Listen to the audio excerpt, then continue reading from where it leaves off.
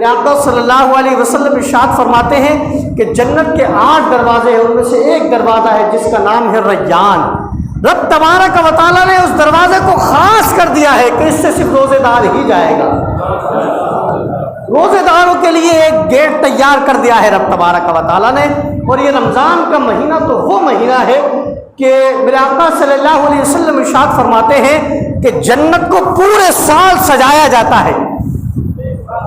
پورے سال سجایا جاتا ہے اس مہینے کے لیے۔ تو آپ سوچو، ہمارے گھر میں شادی ہو تو ہم 2 دن پہلے سے ڈیکوریٹ کرتے ہیں اور دوسرے دن ہٹا بھی دیتے ہیں ڈیکوریشن کو،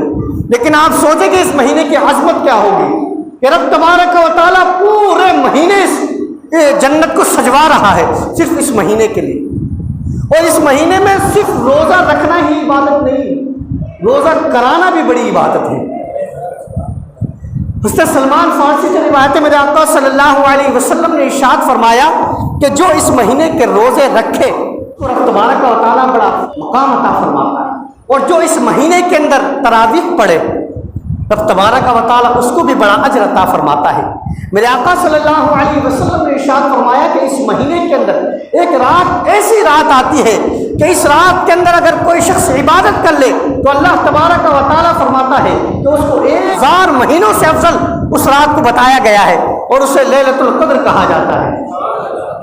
لیلۃ القدر وہ رات ہے کہ جس رات کے اندر صرف ایک رات آپ نے عبادت کر لی ہے تو رب تبارک و تعالیٰ آپ کو 1000 مہینوں جیسا 1000 مہینے عبادت کرنے کے بعد جو آپ کو اجر ملے گا نا، تو رب تبارک و تعالیٰ آپ کو وہ ایک رات کے اندر عطا فرما دے گا۔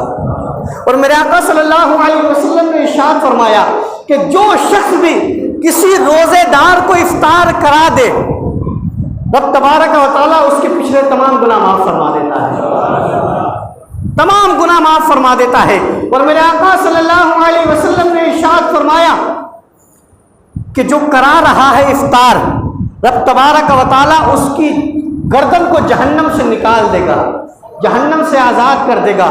اور جتنا ثواب اس روزے دار کو روزے رکھنے پر مل رہا ہے اتنا ہی ثواب اس افطار کرانے والے کو بھی ملے گا۔ افطار کرانے والے کو بھی اتنا ہی ثواب ملے گا جتنا ثواب اس روزے دار کو مل رہا ہے۔ صحابی عرض کرنے لگے، یا رسول اللہ صلی اللہ تعالی علیہ وسلم، ہم میں اتنی طاقت نہیں ہے، اتنی وسعت نہیں ہے، اتنا مال نہیں ہے، اتنی دولت نہیں ہے، اتنا پیسہ نہیں ہے کہ کسی کو ہم پیٹ بھر کے کھانا کھلا سکے، کسی کو پیٹ بھر کے ہم افطار کرا سکے۔ میرے آقا صلی اللہ علیہ وسلم نے ارشاد فرمایا، اے میرے صحابہ سنو سنو، یہ اجر اس کے لیے نہیں ہے جو مرغے بنا لے، یہ اس کے لیے نہیں ہے جو قورمے بنا لے، یہ اس کے لیے نہیں ہے جو بریانی کی دیگیں تیار کروا لے، یہ اس کے لیے نہیں ہے جو پیٹ بھر کے کھانا کھلا دے۔ میرے آقا نے ارشاد فرمایا